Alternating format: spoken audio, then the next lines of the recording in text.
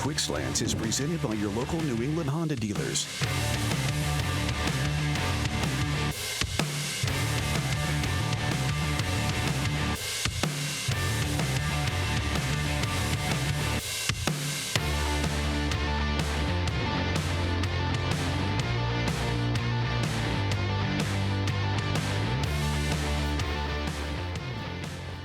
Hey, what's up, everybody? How you doing?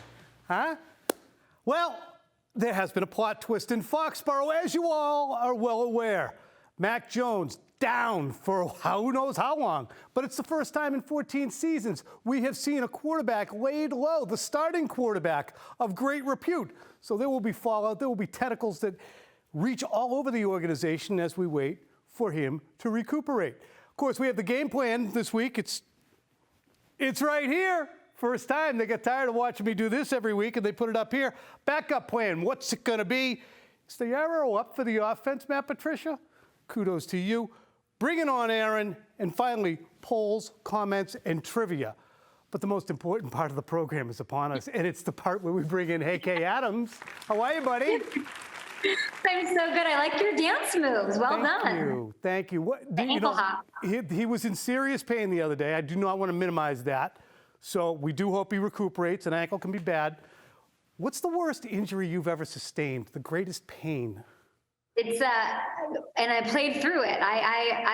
Every like 8 years is too much information. New England viewers, I get like kidney stones, and I have one right now. I was on the CT scan yesterday, so it's like fever, terrible. I'm throwing up, but I did a show, and I had one weirdly the month I launched Good Morning Football back in 2016. I had to have surgery, laparoscopic surgery, and I had it on a Friday, and I was at DirecTV on Sunday. So play through it, Mac Jones. Be a tough guy. See, that's my buddy. That's how she grinds. We have prayers up for Kay and her kidney stone, which we will probably mount on the back wall right here, or you can put it over the mantle. Meanwhile, we have to get ourselves to Quickfire right now. It's presented by your local New England Honda dealers. Okay. Yeah, I'm just kind of taking it day to day and making sure everything's good. And honestly, any injury questions are Coach Belichick's thing. So I'm not here to answer them. Like I said, just taking it day by day and see how I feel and do my treatment. And definitely any updates, like I said, you can talk to Coach about. Mac, how confident are you just that you'll play again this season? Yeah, like I said, just gonna take it day by day and kind of get my treatment and do what I do. So just see how I feel. And if you have any more like those type questions, just talk to Coach Belichick. I think, he likes to answer those questions. So, and like I said, if you have any more specifics, you can talk to Coach Belichick about it. It was nothing specific. I didn't have to ask Bill. I was just wondering how it felt. Awesome. Thanks. He comes along so quickly. Stacey James, what a good job he did. He's dancing around on that ankle with avoiding those questions better than you were to open the Showtime, Curran. Now what? It's simple. Up comes Brian Hoyer. And while the last time we saw old Brian, he was in the midst of a very poor performance against the Kansas City Chiefs in prime time. That was different. It was the COVID year. Cam Newton was diagnosed going into the weekend. There was no prep time for Brian Hoyer. I'm not saying he's going to come out there and play like Frank Reich circa 1993, relieving Jim Kelly, but I don't think that the drop-off is going to be as massive as people suppose, Kay. It's just that they're just asking how he feels, and he goes, "Ask Bill." It's such a blink if you need help situation when it comes to questions. Kay, honestly, do you see that, Kay, and say to yourself, "Okay, you're 23, you should be able to like veer off and answer it a little bit on your own"? No, I think you are only you have to be one with your team and the leadership of your team, and that's how the team goes. And it's incredible that he takes such good notes as such a young kid and knew right away, week 1, week 2, year 2, how to handle himself in front of the media. Maybe not how he'd like to, but he knows what's going to keep him out of the doghouse, and I will always respect that. I'm a big Mac Jones fan, but Hoyer the Destroyer, oh boy, he's here. Okay, you know what? I'm such a smart gal. Yeah. But I have an interesting advanced stat for you to chew on here. Devontae Parker, he is, take a look at this, a huge outlier on this Pro Football Focus chart. Shout out to Chris Collinsworth. He's above every other receiver in the league in air yards per attempt on first free throws, despite not getting nearly the same amount of targets. So, Tom, do you think the downfield attack has been validated? I think, Kay, that it has been validated. They said, hey, we're going to do this. We're going to push it down the field. Week 1, they threw a pick in the end zone trying to go on Xavier Howard with Devontae Parker. And they said, you know what? Sorry, cost of doing business. And we're going to keep at it. Now, I think it's interesting because 2022 seems to be very much about collecting data, figuring out what works and what they want to go going forward. But I think that they have enough intel right now to show, especially from this past Sunday, that downfield throws to Devontae Parker are worthwhile, and they're going to keep it up. And it actually helped the offense because we look at the numbers, and they are on the uptick. They are on the uptick. They certainly are. You can't make a Tom Curran K. Adams sandwich without a little mayo. Ayo! Gerard Mayo today spoke about facing Aaron Rodgers 1 week after facing Lamar Jackson. You know, obviously he's not as athletic as the quarterback we played last week, but I would say he has great pocket awareness and he has the ability to make all the throws. When you talk about a quick release, I mean, there's no one that has a quicker release in the league. So it definitely poses a problem to everyone. I mean, who he's releasing that ball to is the question, but it's the old 1-2, Lamar than Aaron. It really is. 1-2. And the funny thing about Aaron Rodgers is they'll try and use that kind of crush rush or mush rush where guys never get past the quarterback. They don't blitz Aaron Rodgers. They drop 8 guys in coverage because they feel as if Aaron Rodgers does not want to run, and they try and wear him out. They did that in Green Bay back in 2014 in an epic game between the Patriots and Packers, and the Packers won that game. Last week they tried to blitz Lamar Jackson, and he chewed on their posterior in the second half because they did that. So it will be fascinating to see which plan they hatch against Aaron Rodgers. Obviously, the challenge will be there, but it is a back-to-back 1-2. No, 1-2. It is. And then the challenge is there's no, if you're the defensive coordinators for the Patriots, who is Aaron getting the ball to? Mm-hmm. Who are you trying to cover? We really don't know. Romeo Doubs, I guess, is that guy. Christian is on IR now, Christian Watson, so that's not good. So who is he actually getting the ball to in this? And the big thing is going to be, of course, just stopping the run game, which is the bread and butter and the focal point of this Green Bay offense. So Aaron Jones, A.J. Dillon, if you stop them, you might have some success. And, of course, Tom, keep the Jumbotron away from the Patriots sideline, dishing out the plays. I can't believe he sold that poor guy down the river. Who, Aaron? I know, it's so funny. He sold him down the river. You can't believe that stuff. I can't actually believe that he would do that. He's not for the common man. All right. I love him. Stands. We did a poll today, Kay. Presented by Shaw's. They've been perfecting the art of fresh. I'm sure you knew that. All right, so without Mac, and again, bad math by me, of course. After the next 6 games, the Patriots will be, we're 1-2 right now, 6-3 or better. They should have said 4-5 or better, but again, I'm a dunce. 2-7 or better, or stuck on 1 win. 45% of respondents, Kay, said that they would be 4-4 or better because I gave them too much leeway. Bad job by me. Kay, we got comments? And see, you're taking the blame on yourself and not the person who put out that poll, which was obviously not you because you could never use a poll or create one on social media. So kudos to you for not being like Aaron Rodgers. All right, Michael is saying, if Hoyer starts all those games, we won't win any. Probably same exact plays, but rather see the kid has in a 36-year-old quarterback who's 0-11 in his last 11 NFL starts. Only prayer we have is if Max miraculously back by the Cleveland or Chicago game. Otherwise, the 2022 season is done. So Williams says this was a 10-win team with experienced coordinators and perfect health, a.k.a. not very good. Ooh. Williams says they'll surprise. Bills teams play better when they're under the gun and the whole world against them. Too good a team to let one player injury sabotage the season. If Cam has anything left in the tank, might be a good pickup. Ooh. I don't censor anybody, but some of these names that come through, like Fart Smeller 741, Ultra MAGA Deplorable. I got to spend more time looking. You can ask your question. It's a football question, but just keep it to football. Cam doesn't. Kidney Stone 103. Look, Cam is going to be wherever Cam is. And I think that Brian Hoyer is going to surprise people. I don't think they're going to go 4-4 or better down at this stretch with him in there. But I do expect that you're going to see, at least until Halloween, Brian Hoyer under center. We'll see if it's a trick or a treat. Ask Kay is up next, and I think we're going to love this because this is video What is it? that hatched over the weekend. Kay on the road. Maybe this is what caused the ailment. What in God's name were you doing? Is this an ABA tryout? That's Grover. I also took on Shaquille Leonard of the Indianapolis Colts as he heals. So I don't know that he's supposed to be playing Papa Shot when he's trying to get back on the field for those Colts who just got a win over the Chiefs. I am a weapon. I am zoned in. I am John Stockton. Don't count me out. I'm small. I'm scrappy. And I'm not bad at Papa Shot, left-handed Tua style. And we'll see. You know what? I will tell you, I'm going to Green Bay this weekend, and I will be at that game on Sunday. Are you serious? So if you see me in this, but I'm going for fun.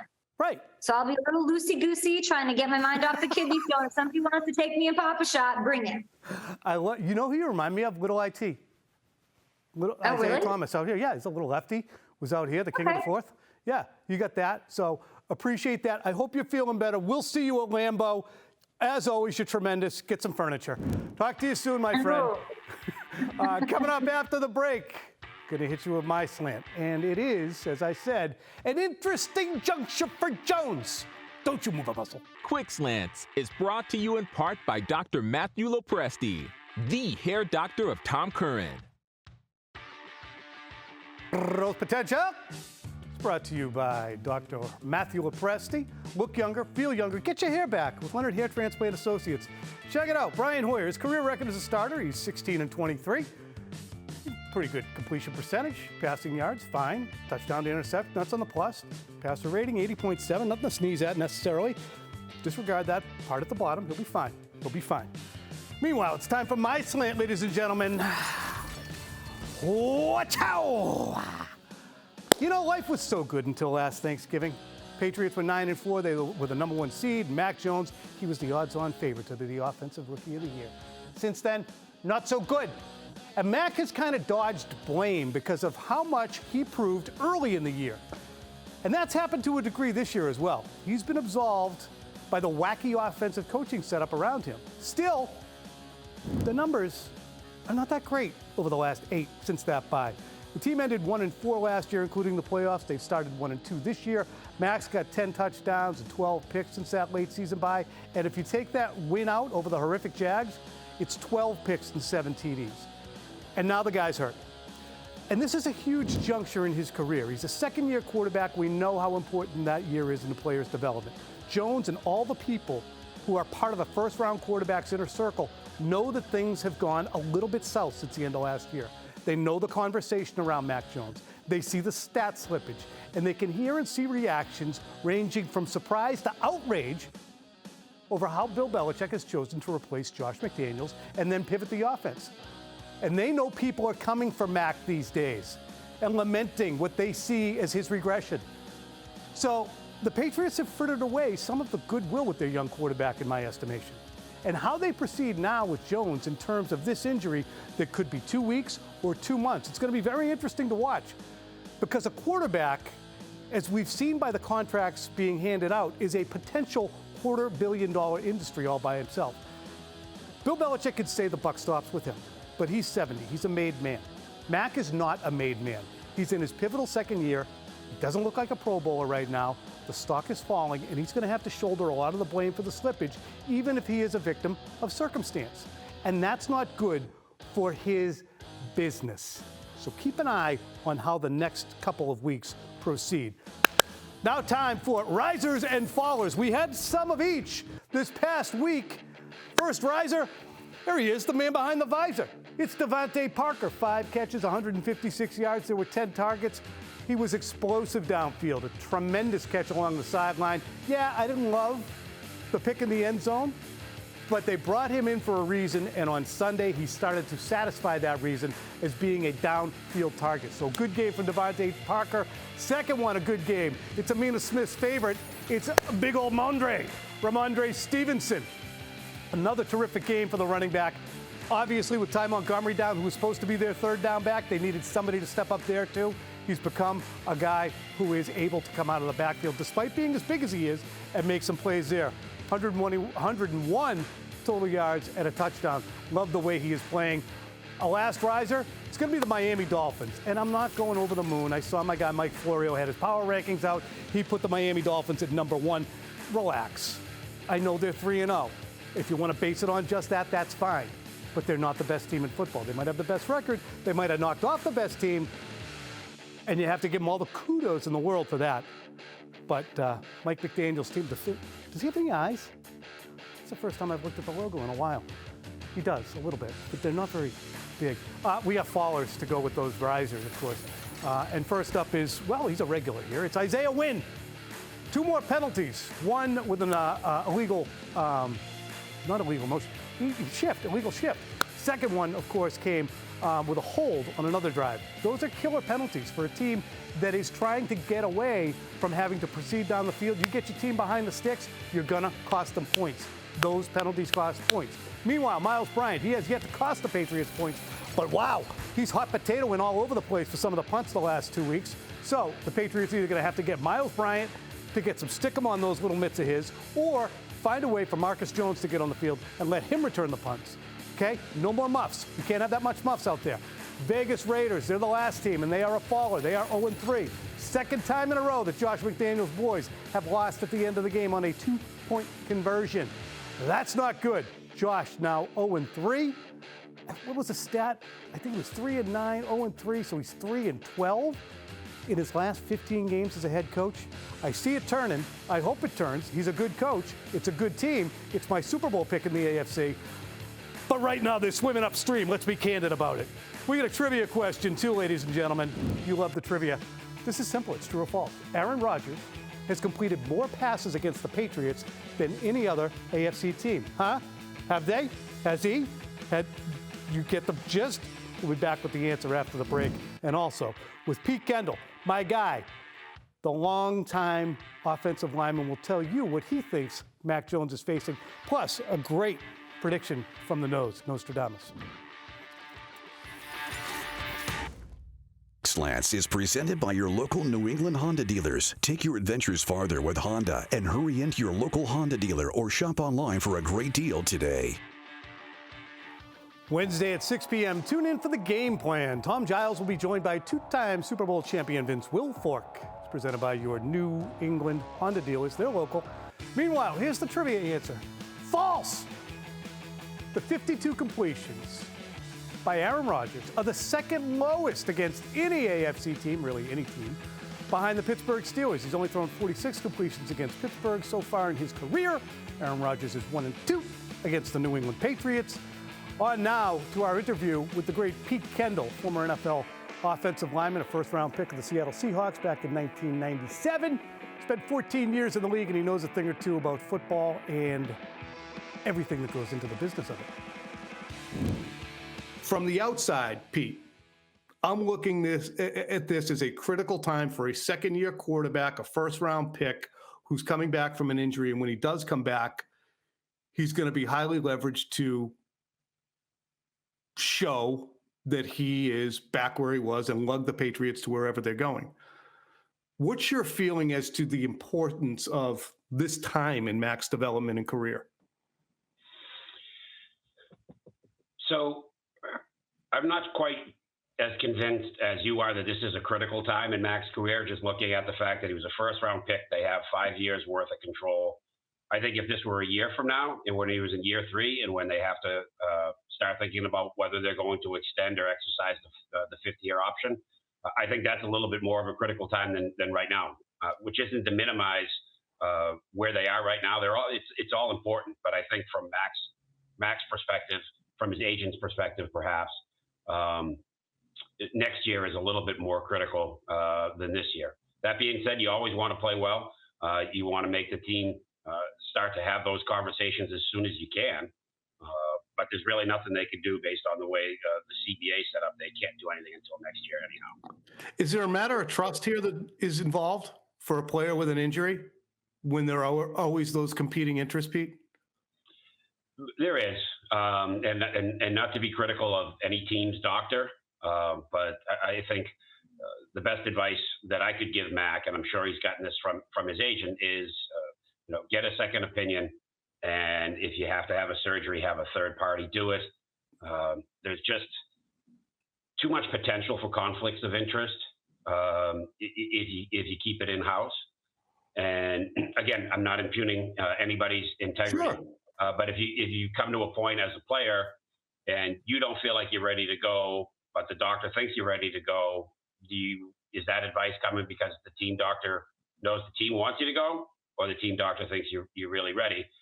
You eliminate all of that when you have a third party handle it, where that doctor is strictly your doctor and with no other interest to serve. And you can't say that about a team doctor just by the very nature of the relationship. If the Patriots haven't put him in the best position necessarily in his second year already, they might have frittered away a little bit of the goodwill and trust. Yeah, that's entirely possible. I think, from my perspective, I'm sure Mac is going to want to get out there and play as soon as he can. But he has to consider his long-term health. He can't put himself at further risk beyond the risk that everybody takes when they go play.